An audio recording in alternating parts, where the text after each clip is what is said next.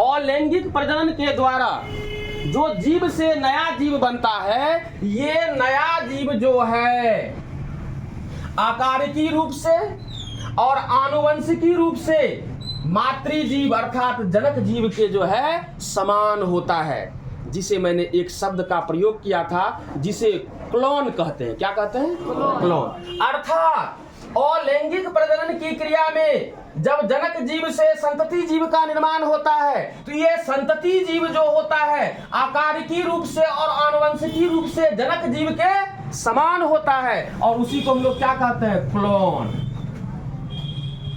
क्या कहते हैं? क्लोन्स। तो अगर आपसे पूछा जाएगा कि भाई क्लोन्स से आप क्या समझते हैं, पूछा जाएगा कि क्लोन्स से आप क्या समझते हैं, तो कहिएगा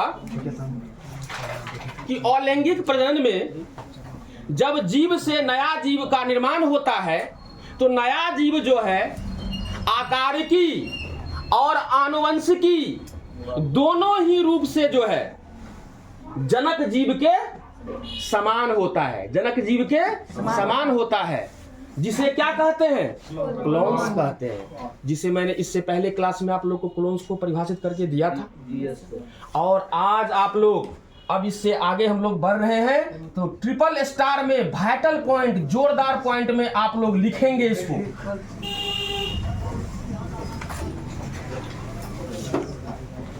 अलैंगिक प्रजनन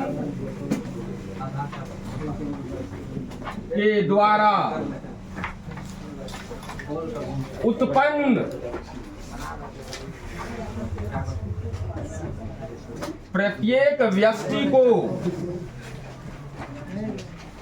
व्यक्ति मतलब होता है इंडिविजुअल जीव, इंडिविजुअल, प्रत्येक व्यक्ति या क्लोन को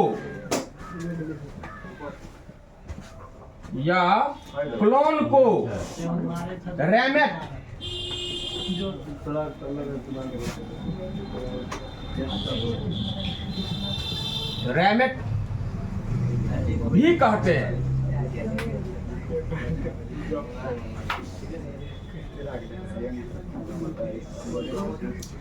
इस पॉइंट को नोट कर लीजिए। अलैंगिक प्रजनन के द्वारा उत्पन्न, यहाँ से ये सब आपको समझा दिया गया है, बता दिया गया है। क्लोन को परिभाषित इससे पहले क्लास में मैंने करके दिया है आप लोग को। ये अलग से पॉइंट आ रहा है कि जनक जीव से संतति जीव का जो उत्पत्ति होता है, इस संतति जीव को क्लोन कहते हैं। और क्लोन को हम लोग दूसरे भी नाम से जानते हैं, जिसको क्या कहते हैं? रैमेट। दूसरे क्या कहते हैं? रैमेट। तो क्लोन और रैमेट में कोई अंतर नहीं है।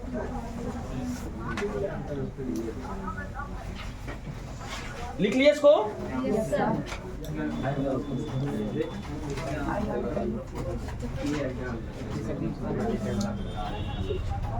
तो फिर से एक बार समझ लीजिए। ये देखिए जनक जीव है, इससे उत्पन्न हुआ है नया संतति। किस प्रजनन में? अलैंगिक प्रजनन में। अर्थात अलैंगिक प्रजनन के द्वारा जनक जीव से संतति जीव का उत्पत्ति हुआ है। और ये जो संतति जीव नया जीव है, इसका जो है, यह जो है कौन? नया जीव जो उत्पत्ति हुआ है जिसका, यह जो है आकारिकी रूप से और आनुवंशिकी रूप से मातृजीव या जनक जीव के समान होता है, जिसे क्या कहते हैं? क्लोन कहते हैं। जिसे क्या कहते हैं? क्लोन कहते हैं। और कहा रहा है यहाँ कि ये क्लोन जो हुआ, तो क्लोन क्या हुआ बता तो? जनक जीव हुआ या फिर संतति जीव हुआ? संतति जीव हुआ। ये देखो जीव से नया जीव बना। ये नया जीव जो है, ये जो है बाहर से भीतर से सभी रूप से, अर्थात क्या आकारिकी रूप से आनुवंशिकी रूप से जो था मातृजीव के क्या था? समान था। तो ये जो नया जीव बना है यह ना मातृजीव के समान है, इसलिए इस नया जीव को, नया संतति को क्या कहते हैं? क्लोन कहते हैं। और क्लोन को ही दूसरे नाम से हम लोग जानते हैं, जिसको क्या कहते हैं? रैमेट। अब आपको ऑब्जेक्टिव आएगा, किस तरह से आएगा, एक ऑब्जेक्टिव आप लोग को हम बताने जा रहे हैं।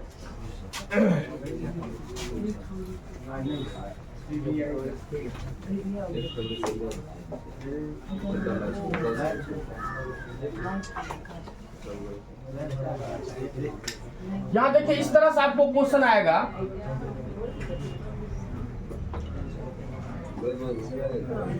अलैंगिक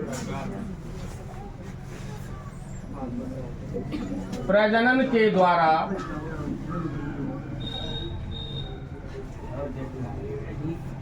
उत्पन्न संतति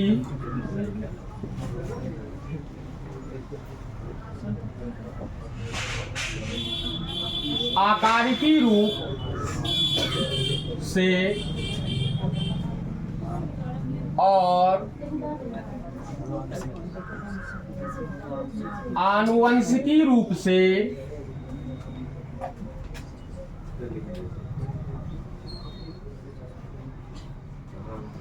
जनक जीव या मातृजीव के समान होता है,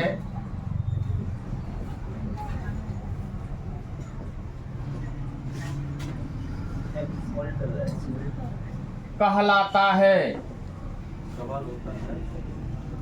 फिर से सुनिए, अलैंगिक प्रजनन के द्वारा उत्पन्न संतति आकारिकी रूप से और आनुवंशिकी रूप से जनक जीव या मातृजीव के समान होता है, कहलाता है। ए नंबर में आपको दे देगा क्लोन, बी नंबर में आपको दे देगा फ्लॉन, सी नंबर में आपको देगा स्लॉन, डी नंबर में आपको देगा कोई नहीं, नन ऑफ दी। तो कौन सा होगा? देखिए, हम जो आपको यहाँ पर ध्यान दीजिए, don't make a noise inside the class, it is the not best habit of a student. If you are coming to take or gain well knowledge, then just try to understand concentratively, एकदम केंद्रित करके समझिए। ये देखिए, हम जो यहाँ पर ये जो आपको लिखे हैं, ये तो आपको हमने पढ़ाया है, लेकिन इसमें जो है फ्लॉन स्लॉन जो है, ये कोई जो है ऑप्शन आपको नहीं दिया रहेगा। मैंने आपको ABCD करके ये समझा दिया।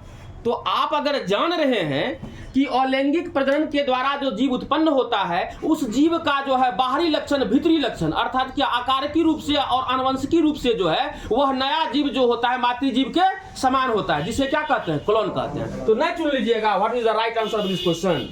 क्या होगा? क्लोन हो जाएगा। इसमें लगा लीजिए। इस तरह से आपको। अब देखिए दूसरा क्वेश्चन, क्लोन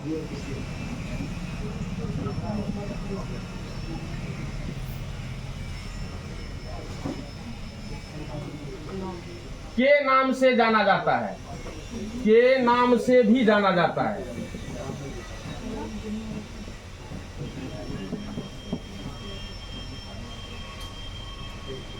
भी जाना जाता है। ए नंबर में दे देगा रैमेट, बी नंबर में कैमेट, सी नंबर में सैमेट, डी नंबर में कोई नहीं।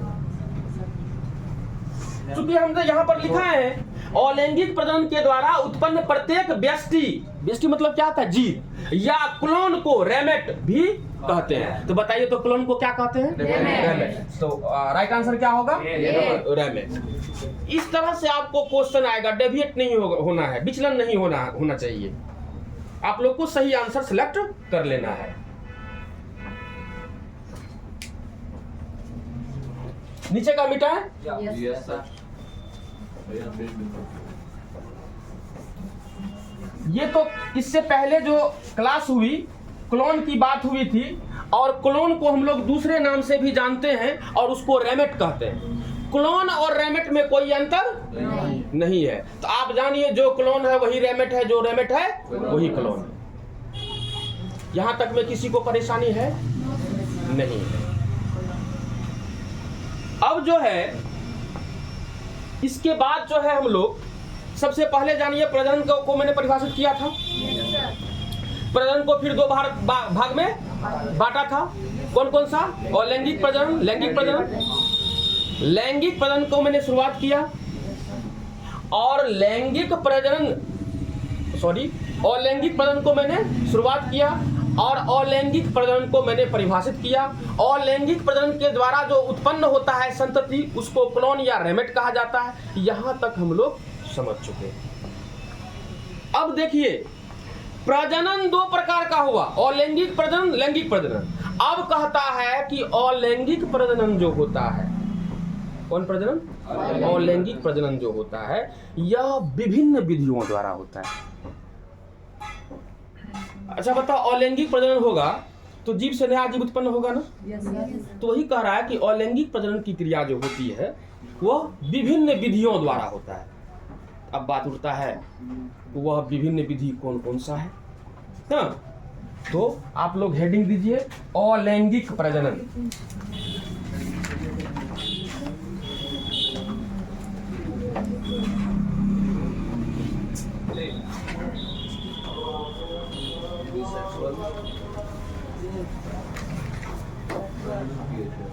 आप लोग हेडिंग दीजिए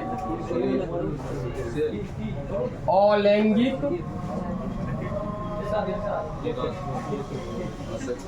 प्रजनन, एसेक्सुअल रिप्रोडक्शन।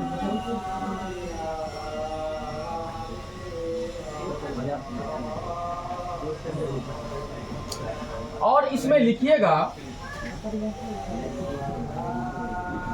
अलैंगिक प्रजनन विभिन्न विधियों द्वारा होता है।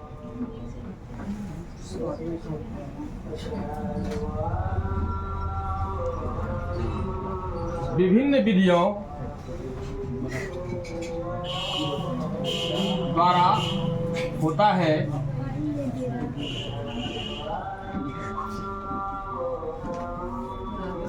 जिसका नाम नीचे जैसा है।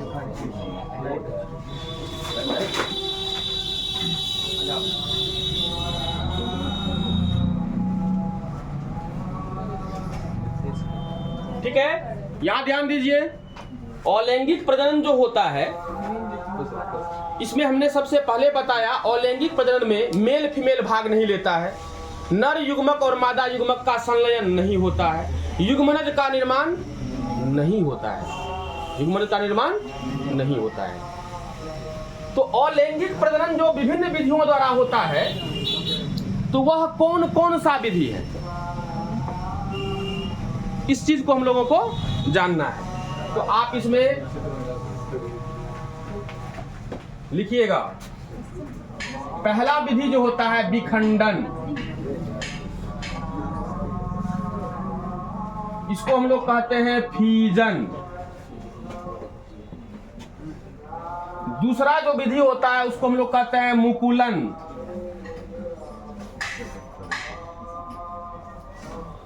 मतलब बडिंग। तीसरा जो अलैंगिक प्रजनन का विधि है, मतलब जिस विधि से अलैंगिक प्रजनन होता है उस विधि का तीसरा नाम जो है वह बीजाणु निर्माण।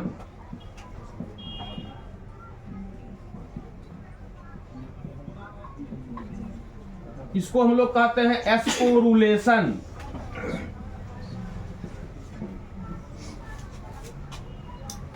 चौथा विधि खंडन, इसको हम लोग कहते हैं फ्रेगमेंटेशन।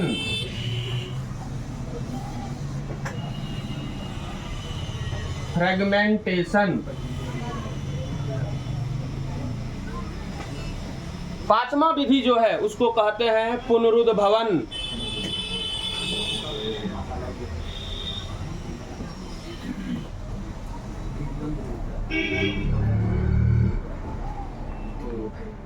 इसको अंग्रेजी में हम लोग कहते हैं रीजेनरेशन।